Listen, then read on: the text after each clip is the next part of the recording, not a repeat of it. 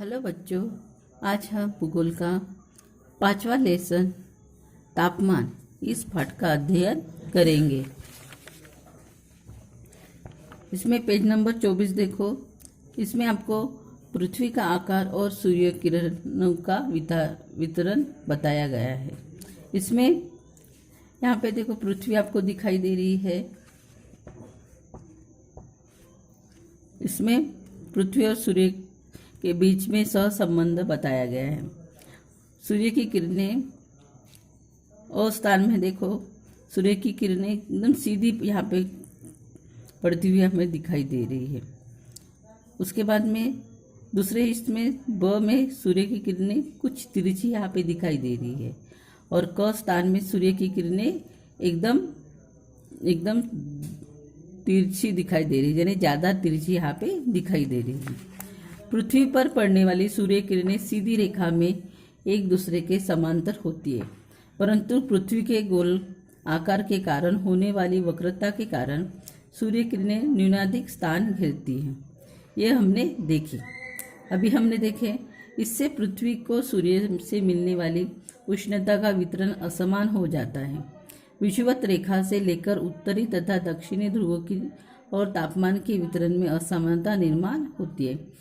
तापमान के इस वितरण के अनुसार पृथ्वी का विभाजन विषुवत रेखा से लेकर ध्रुवों तक 3 कटिबंधों में होता है, जैसे उष्णकटिबंध, समशीतोष्ण कटिबंध और शीत कटिबंध। ऐसे 3 इसमें किया जाता है। इसे आकृति 2.4 और 5.3 के आधार पर समझो। यहाँ पे एक आकृति आपको दी गई है। यहाँ पे बीच में जो रेखा दिखाई दे रही है उसे विषुवत रेखा कहते हैं। विषुवत रेखा से बीच में से गुजरने के बाद पृथ्वी के 2 भागों में उसका विभाजन होता है, एक उत्तरी ध्रुव में और एक दक्षिणी ध्रुव में। बीच में जो दिखाई दे रही रेखा है उसे विषुवत रेखा कहते हैं। और यहाँ पे सूर्य की किरणें सीधी पड़ने की वजह से वो क्षेत्र उष्णकटिबंध में दर्शाया गया है। उसके बाद 0 से लेके 23°30' दक्षिण, यहाँ पे जो रेखाएं दिखाई दे रही है ये है समशीतोष्ण कटिबंध, यानी सूर्य की किरणें यहाँ पे कुछ तिरछी पड़ती है। इसकी वजह से इस क्षेत्र को समशीतोष्ण कटिबंध कहा जाता है, यानी यहाँ पे सूर्य की किरणें तिरछी पड़ती है और इस वजह से यहाँ का वातावरण उष्ण होता है और साथ में नम भी होता है। उसके बाद में यहाँ पे तीसरे इसमें आपको यहाँ पे दिखाई दे रहा है शीत कटिबंध। ये रेखा 66°30' दक्षिण ऐसे यहाँ पे दर्शाया गया है, यानी सूर्य की किरणें यहाँ पे ज़्यादा तिरछी पड़ती है और इस वजह से यहाँ की जमीन ज़्यादा गर्म नहीं होती और यहाँ पे नमी छाई हुई रहती है और इसी वजह से यहाँ पे शीत कटिबंध इसे कहा जाता है। इसके बाद में यहाँ पे दिया गया है कि तापमान के इस असमान वितरण के लिए अक्षांशों के साथ साथ पृथ्वी के अन्य कारक यानी घटक भी कारण बन जाते हैं, परंतु इन कारणों का प्रभाव प्रादेशिक स्तर पर ही सीमित रहता है। वे कारक कौन कौन से हैं? समुद्री समीपता, महाद्वीप में अंतर्गतता, समुद्र तल से ऊंचाई और प्राकृतिक संरचना जैसे कारकों के अनुसार विभिन्न प्रदेशों की जलवायु में विविधता पाई जाती है। इसके अलावा मेघों का आच्छादन, छाया रहना, पवनों वनच्छादन, नगरीकरण और औद्योगिकरण आदि कारकों का भी प्रभाव स्थानीय जलवायु पर होता है। यानी मेघों का आच्छादन, यानी वहाँ पे उस क्षेत्र में बादल हमेशा छाए हुए दिखाई देते हैं। उसी तरह से हवाएं चलती है। वनाच्छादन यानी वहाँ पे जंगल भरे हुए रहते हैं और जिस क्षेत्र में सूर्य किरणें कम तिरछी पड़ती है वहाँ पे नगरीकरण और औद्योगिकरण भी हमें जगह यानी समझ में आता है। यानी उस क्षेत्र में स्थानीय जलवायु पर ये घटकों का प्रभाव, ये कारकों का प्रभाव पड़ता है। फिर है देखो तो होगा क्या, यानी 0 से 23:30 उत्तर एवं दक्षिण पेटी में सूर्य किरण कैसी पड़ती है। ये अभी हमने देखे कि यहाँ पे सूर्य की किरणें कैसी पड़ती है, एकदम सीधी पड़ती है, ठीक है। उसके बाद में 23:30 से 66:30 उत्तर एवं दक्षिण पेटी में सूर्य किरण कैसी पड़ती होंगी। यहाँ पे सूर्य किरण कैसी पड़ती है, यहाँ पे लंबवत पड़ती है। और 66:30-90 उत्तर एवं दक्षिण पेटी में सूर्य किरण कैसी पड़ती होंगी, तिरछी पड़ती है। और इस स्थान में सूर्य की किरण कैसी पड़ती है, तिरछी पड़ती है, यानी ज़्यादा तिरछी पड़ती है। उसके बाद में यहाँ पे दिया है, थोड़ा विचार करो। किसी प्रदेश की जलवायु को समझने के लिए रेखांश विस्तार की अपेक्षा अक्षांश विस्तार अधिक उपयोगी होता है। यह कथन सत्य है अथवा असत्य, क्यों?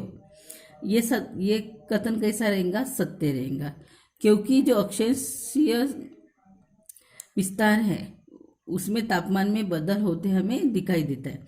यानी जो ये यहाँ पे क्या दिखाई दे रही है, ये अक्षांश रेखा है, और ये कौन सी रेखा है, अक्षांशीय रेखा है। तो सूर्य की जलवायु को समझने के लिए जो रेखा यहाँ पे जाती है, देखो यहाँ पे वो रेखा कैसी होती है, इसका विस्तार कैसे होता है, अधिक होता है, और इसका विस्तार कैसे रहेगा, कम रहेगा, सिर्फ ये इतनी सी दिखाई देती है। और यहाँ पे ये रेखा कैसी दिखाई दे रही है, इसका विस्तार हमें अधिक दिखाई दे रहा है, इसलिए ये कथन कैसा है, सत्य है। इतना समझ में आया बच्चों आपको। इसके बाद में है, भूमि और जल के गर्म और ठंडा होने में असमानता होती है। इसे समझने के लिए हमें कुछ कृति करनी पड़ेगी।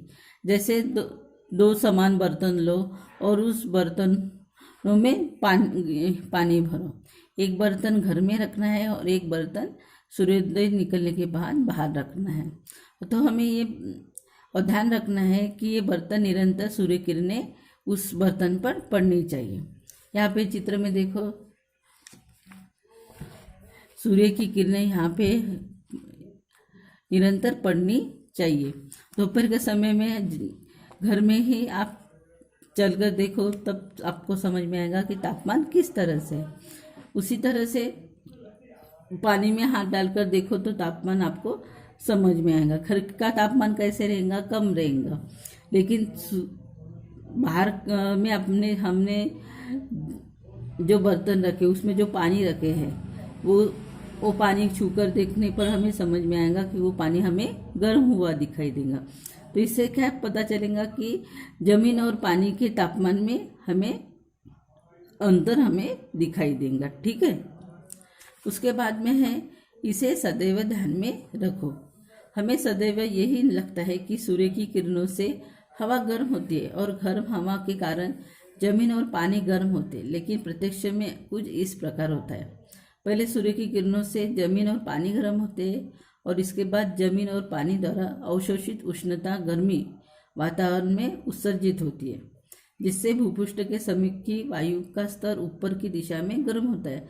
अतः भूपृष्ठ के समीप की हवा अधिक गर्म होती है और भूपृष्ठ से जैसे जैसे हम ऊपर जाते हैं वैसे वैसे वायु का तापमान कम होते जाता है।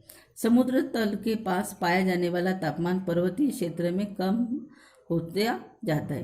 क्यों कम होता है? क्योंकि वहाँ की वायु कैसी होती है, नम होती है। उसके बाद में तुम्हारे ध्यान में आया होगा कि पानी की तुलना में जमीन शीघ्र ठंडी होती है, परंतु धूप में रखा जल थोड़ा सा गुनगुना ही रहता है।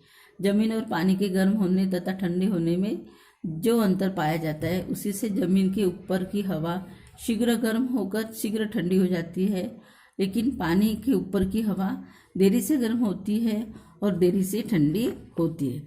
और इसी वजह से समुद्र के तटीय भाग में समुद्र से दूर अंदरूनी क्षेत्रों में अपेक्षा दिन में हवा का तापमान कम रहता है और रात में अधिक रहता है, तब कि अंदरूनी क्षेत्रों में तटीय क्षेत्र की अपेक्षा हवा का तापमान दिन में अधिक और रात में कम रहता है। समुद्र के तटीय क्षेत्र में सागरीय जल गर्म होने से जल का वाष्प हवा में घुल मिल जाता है और जल का बाष्प हवा के तापमान को समा लेता है। इसलिए इस प्रदेश की हवा आर्द्र और गर्म रहती है। खंडांतर्गत प्रदेश में स्थिति इसके विपरीत रहती है। हवा में बाष्प न होने से हवा शुष्क हो रहती है। बढ़ता तापमान में पाए जाने वाला अंतर प्रखरता से हमें अनुभव में आता है। संपूर्ण दिवस में अधिकतम या न्यूनतम तापमान में पाए जाने वाले अंतर को उस स्थान की दैनिक तापमान श्रेणी कहा जाता है। क्या कहा जाता है? दैनिक तापमान श्रेणी। यानी संपूर्ण दिवस में अधिकतम और न्यूनतम तापमान में पाए जाने वाला जो अंतर है उस स्थान की दैनिक तापमान श्रेणी उसे कहा जाता है।